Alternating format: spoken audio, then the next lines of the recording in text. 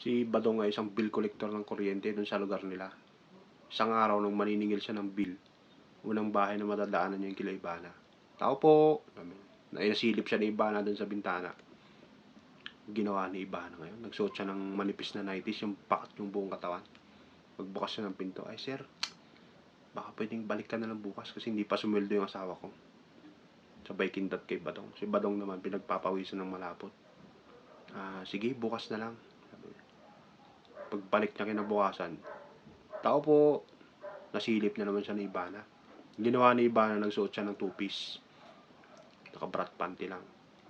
Pagbukas siya ng pinto, ay sir, kaya wala pa rin sweldo yung asawa ko eh. Baka pwedeng balik ka na lang uli bukas. Sabay kindat kay Badong. Kagat labi.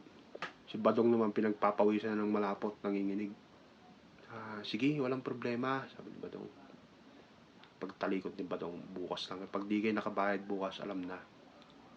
Kinabukasan, pagbalik niya, sa gate pa lang, binuksan na niya yung zipper niya, sa kanya nilabas yung ari niya.